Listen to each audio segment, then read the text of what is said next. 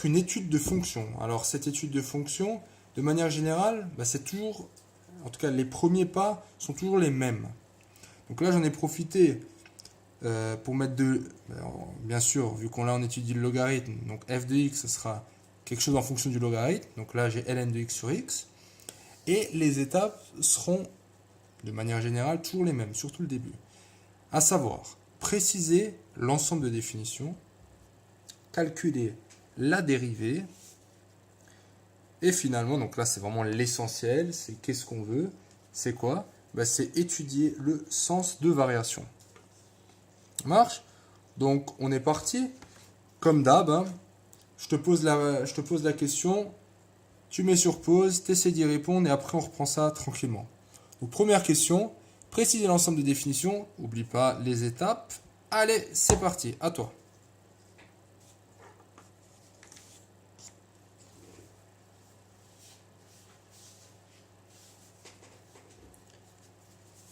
Alors ça a été? Donc je ressors ici mes étapes, les étapes de la machine. Comment ça se passe? Première question, donc, ma fonction f de x est égale à ln de x sur x. Est-ce que je vois une racine? Non. Est-ce que je vois un quotient? Oui, j'en vois un. Donc là j'ai bien une division par x. Donc là déjà, ce x, donc si je réponds à 1a, donc le x là en bas doit être différent de 0. Donc ça c'est déjà une première condition que j'ai ici. C'est tout. Est-ce que je vois un logarithme? Oui, j'en vois un. J'ai quoi? J'ai ln de x. Et mon logarithme, qu'est-ce qu'il me dit? Ce qui est dedans doit être strictement supérieur à 0. Donc x doit être strictement supérieur à 0. Alors là maintenant, donc on a condition 1 et condition 2. Finalement, ça nous donne quoi? Si je trace ma borne, si je trace ma droite, donc j'ai moins l'infini, 0 quelque part, plus l'infini. Là, j'ai pas le droit d'être égal à 0. Et ici, je dois être strictement supérieur à 0. Au final, je me retrouve sur 0 plus l'infini. Donc, le domaine de définition de f, c'est égal à 0 exclu. Hein. Donc, lui, il ne regarde pas mes solutions vers l'extérieur. Plus l'infini. Comme d'hab, l'infini exclu. Donc, ça, c'était première partie, préciser l'ensemble des définitions de f, avec tes étapes de domaine de définition. Deuxième question, calculer la dérivée de la fonction. À toi de jouer.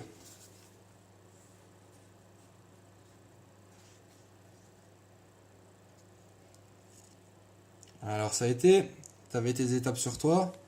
Je vais les remettre là pour que tu les vois tranquillement.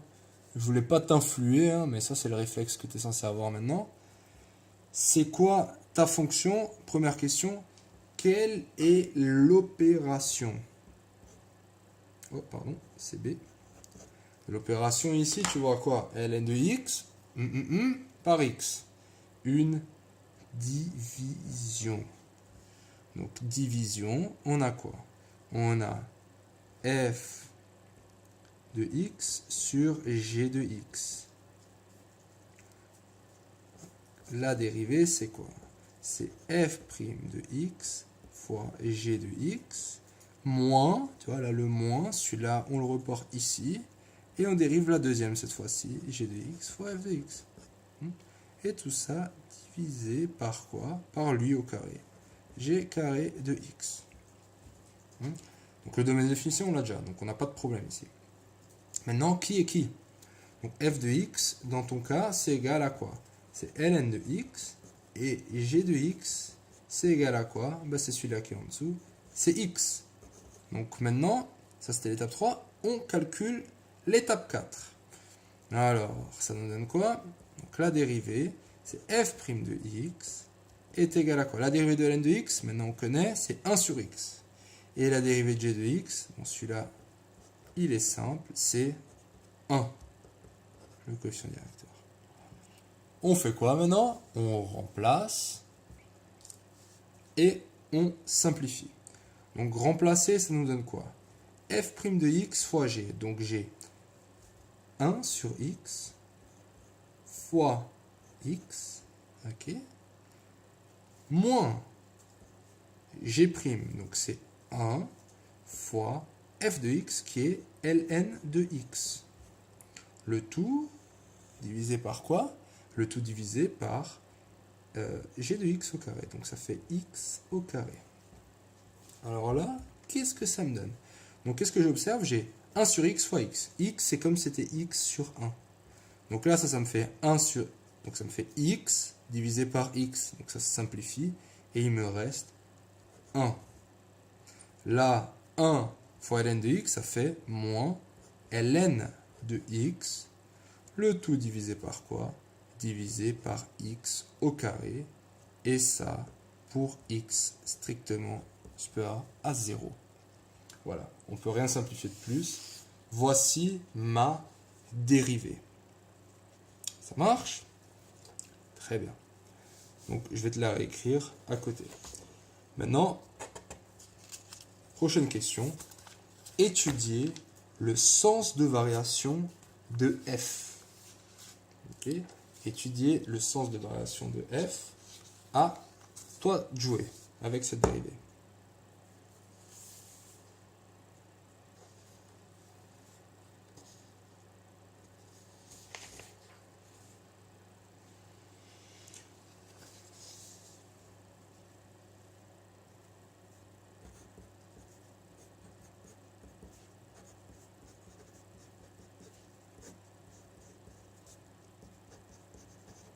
Ok, ça a été?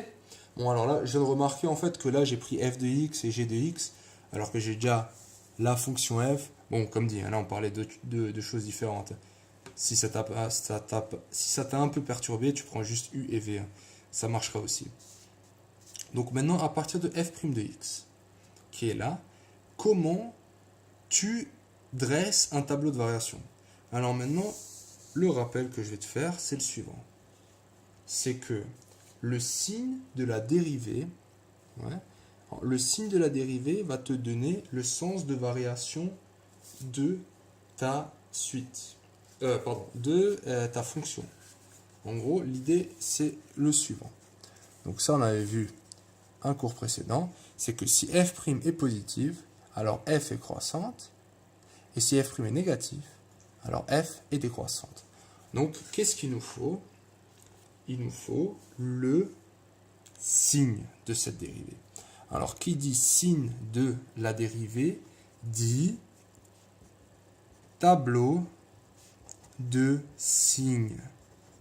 Qui nous dit tableau de signes nous dit tout simplement ces quelques étapes qu'on va suivre qui sont relativement logiques et je pense que si tu as fait les exercices jusqu'à maintenant, tu n'as même plus besoin vraiment de les lire, mais on va quand même les mettre de côté. Alors tout d'abord, la structure du tableau de signes, comme d'hab. Domaine de définition, donc là on a 0 plus l'infini, avec 0 une valeur interdite. Nos facteurs, on a quoi? On a 1 moins ln de x, et on a x au carré. Et on veut le signe de quoi? De 1 moins ln de x divisé par x au carré. Ça marche? Maintenant, on va calculer les zéros, s'il y en a. Donc 1 moins ln de x, quand est-ce que c'est égal à 0? C'est quand 1 est égal à ln de x, et ça, 1 est égal à ln de x. Si je reprends ma page sur les propriétés du ln, ben je sais quoi? Je sais que ln de 1 est égal à 0. Donc, en fait, non, là, ça ne me sert pas grand-chose. C'est ce que je voulais dire. Alors on va reprendre tranquillement. Je veux annuler le ln là, comme quoi on se trompe des fois. Pour annuler ce ln là, comment je fais pour annuler ce ln? Donc on peut garder cette feuille. C'est plutôt de ça que je voulais dire. On annule le ln en faisant l'exponentielle.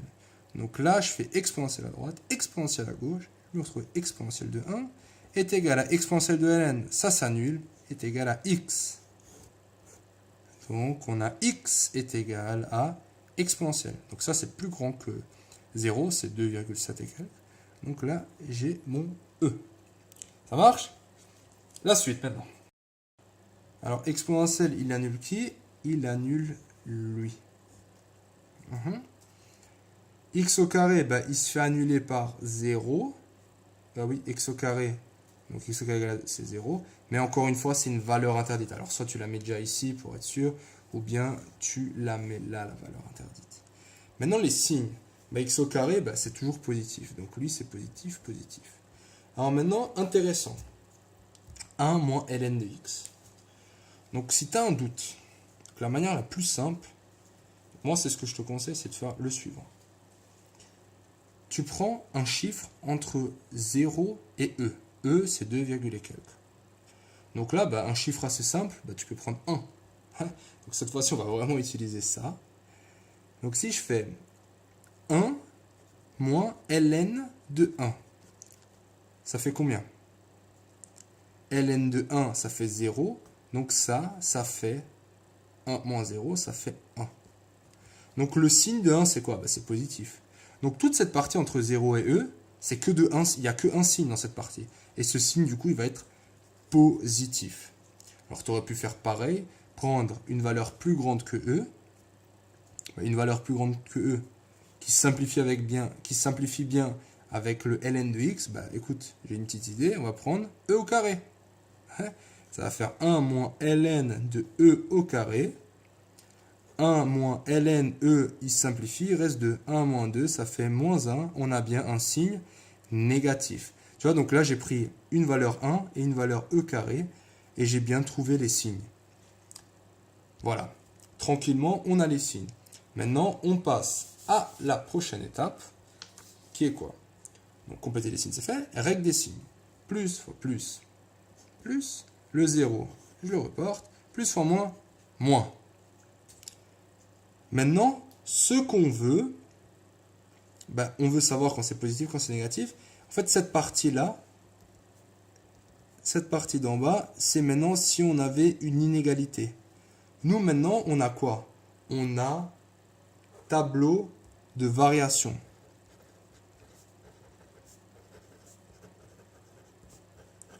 Donc, tableau de variation, les étapes, elles sont différentes. Ce qu'on va avoir maintenant, c'est la variation de ma fonction f. Et là, on va appliquer. On va appliquer quoi? On va appliquer le résultat suivant. On va appliquer, si f' est supérieur à 0, donc si la dérivée est positive, comme ici, qu'est-ce qu'on dit?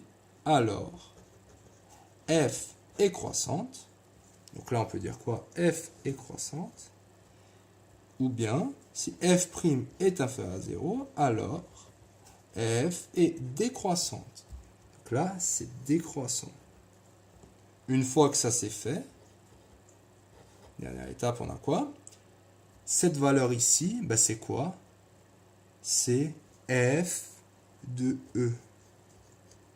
Donc là, j'ai appelé ça remplacer la valeur. Là ou les. Valeur avec un S à ce compte-là. F de E, bah bien sûr, calculer. Donc là, il faut le calculer. F de E, c'est marrant, on l'a déjà fait. Non, on l'a pas encore fait, excuse-moi. Donc F de E, c'est quoi? Donc F de E, alors maintenant, surtout, remplacer ça dans F, pas dans la dérivée. F de E, c'est égal à ln de E divisé par E. Ln de E, les ln et le E ils simplifient, et il va rester quoi? Ben, la puissance du E. E, c'est E puissance 1. Donc, il va me rester 1 sur E. Donc, ça, c'est égal à 1 sur E. Ça marche? Voilà. Donc, qu'est-ce qu'on sait? On sait qu'on a une fonction qui va monter jusqu'à la valeur 1 sur E, et après, elle va redescendre. Alors, ce que tu peux faire maintenant, c'est tracer cette fonction sur ta calculette graphique. Et après, bah, souvent, ce qu'on te demandera, et ce que je ne vais pas faire ici, c'est dessiner la courbe.